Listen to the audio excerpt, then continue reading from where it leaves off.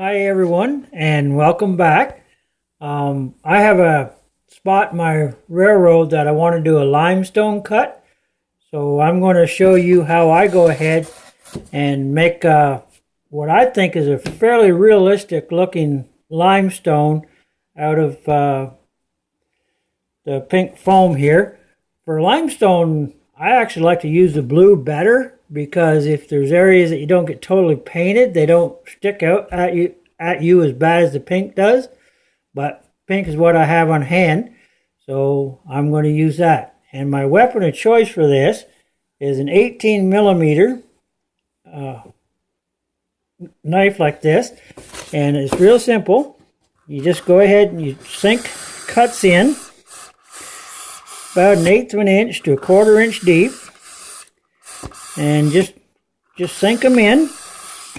Don't make them too deep, but don't make them too wide either, because about 1/8 of an inch to 3/16 of an inch or thereabouts is about all you really need for this. Because if you get up to 1/4 inch, that would be about like 2 feet in HO scale or thereabouts. So this is just a basic technique. Just do some lines. They don't have to be uniform. They don't have to be any special way. Just a nice narrow little lines. And I just go along with this. Now part of this here on top is going to be covered with ground foam when I'm done. Now once you've made your horizontal ones, then you just go ahead and make a whole bunch of little vertical ones. And just haphazard, here, there, everywhere. Just up and down. And go ahead and do the rest of this. Just same deal. Just go ahead and just make nice little cuts. If you're not exactly 1/4 inch deep or 1/8 of an inch deep or whatever, it really doesn't matter, because limestone is kind of jagged looking when they bust it out to make a cut anyways. And right here I made myself a little bit of a crevice. I wanted something, just a little more detail in there. So just go ahead and make you all kinds of little cuts here, there, everywhere. But limestone really does, it lays down in layers, so it kind of, in its natural form, it looks like little blocks almost standing up. So just go ahead and just keep on doing your little cuts back and forth.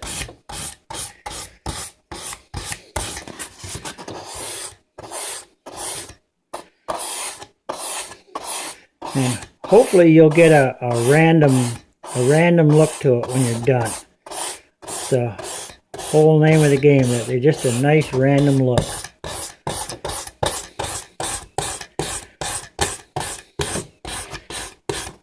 Right now it doesn't look like we're doing a whole lot of anything, but once you do the next step, then it really starts to, you can do a couple on an angle too. They don't have to be any special format. And when you start with this process right here, having a knife like this with a brand new sharp blade really makes a difference. When the blade starts to get dull, it kind of pulls and just kind of balls up on you. You don't want that. You just want nice cuts. It makes it a whole lot easier to kind of clean it up when you're done there. So now we just do a whole bunch of random cuts like this.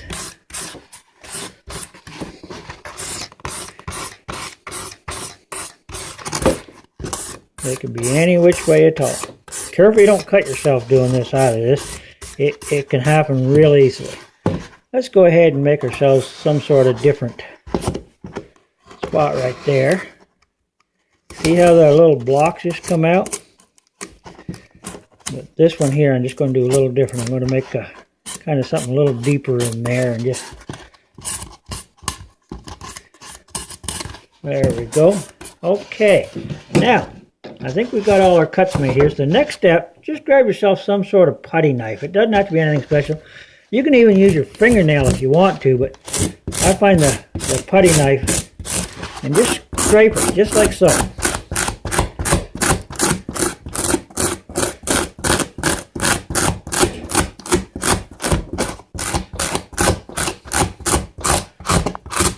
And you'll get different chunks coming out of it.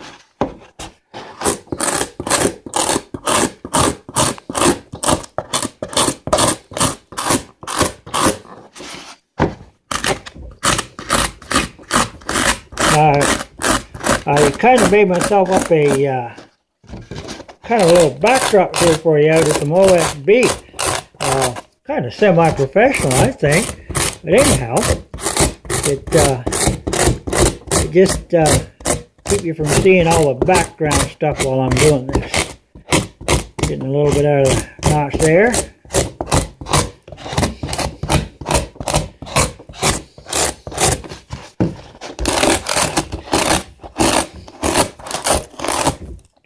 Doing it this way with these scrapes like this, you're going to get all kinds of raised areas and flat areas, and everything else. It kind of really works good. And the closer you get your cuts together, the more little blocks you get out of it.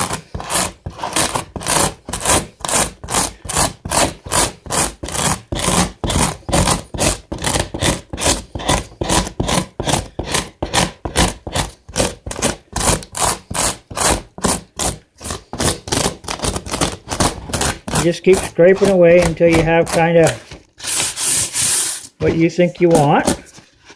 Let's go ahead and get this other side here.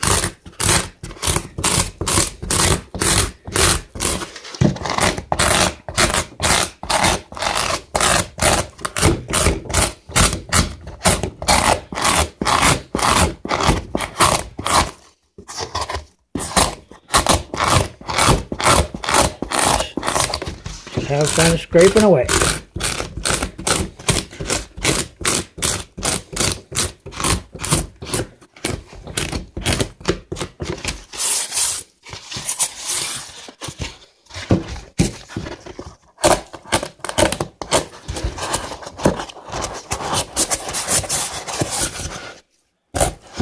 One big one right there. Let's do this a little more. There we go.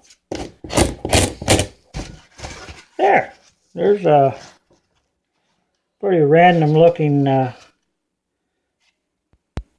cut right there. So what I'm going to do is I'm going to vacuum clean everything up, and then I'll come back and we'll show you the next step that I do.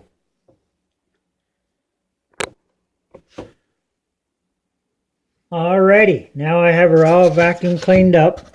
The big thing with foam is it takes some serious vacuum cleaning to get all the little pieces up on it.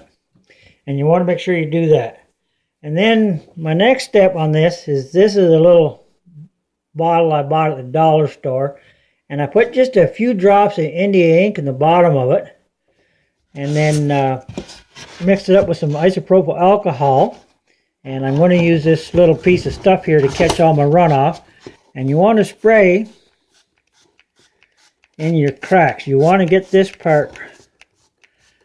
You want to get them in there.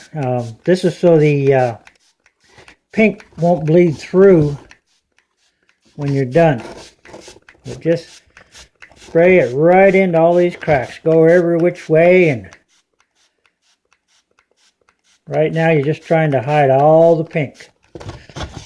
India ink is one of those things where you don't want to put too much in. It goes a long ways. And you're better off to start with a couple of drops, and then if it's not enough, go with a few more. But you go ahead and you spray all this.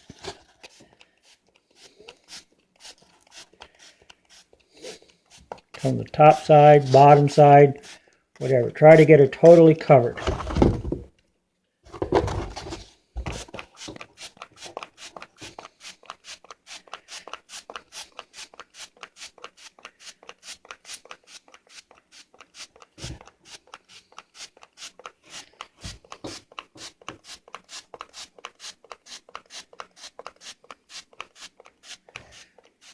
This step right here will give you all your black detail inside the rocks, and it will also cover the pink.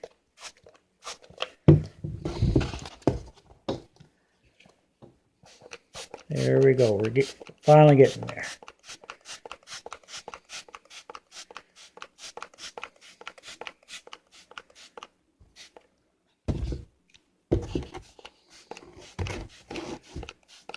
There, I think we've got that pretty good. Okay, as you can see right now, it's just a black looking mess, but we're going to take care of that. Now, right at this point, you've got two options. One is you can set it aside on a piece of newspaper and let it dry, or you can take a hair dryer to it and dry it that way. So I'm going to get this dried, and then I will be back to finish up.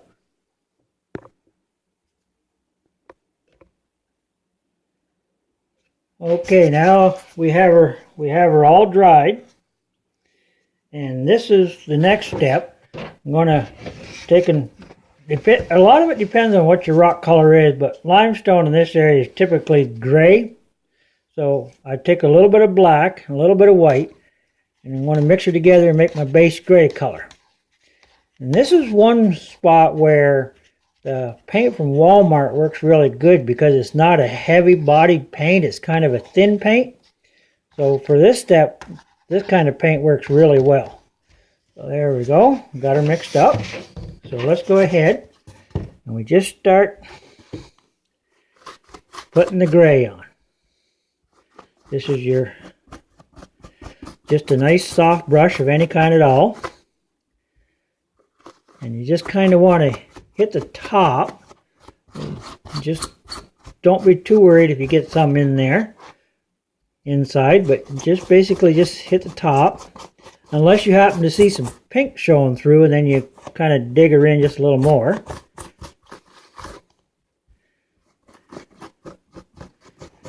But this is just my first base color right here. And we just get her on there.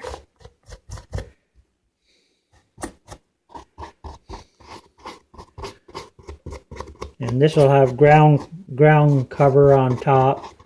Some ground foam of some kind or other. So we just have to basically just get a coat of paint on there just to cover the pink. It's funny, you really notice it afterwards. If you missed any of the foam, when you take a picture with your camera, because everybody likes to take pictures of the railroad with the camera, right? So if you miss some pink, boy, does it. There's a little piece right there. This is where the vacuum cleaning works so good. Now I got to make sure I get some in there.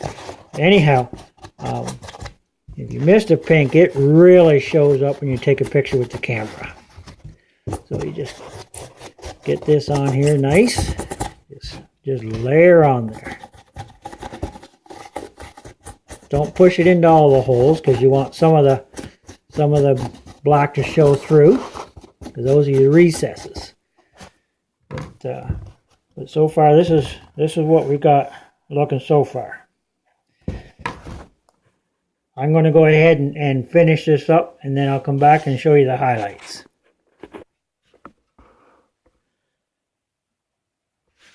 Okay, so there we go. Got all the gray on and all the black, and she's dry. So the next step is you take some of that yellow ochre that we used in a previous video, and you just want to barely skim the top of some of these here.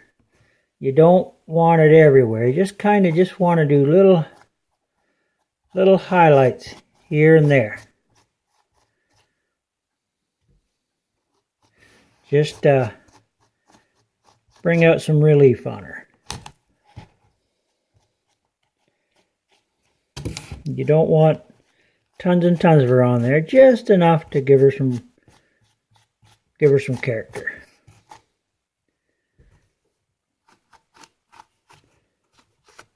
Now, after that, I wouldn't even bother cleaning the brush. Just go ahead and get some white paint and just touch some of the areas with some white paint.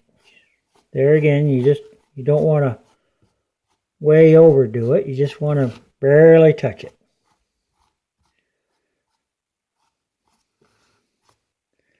Just kind of makes things stand out on her.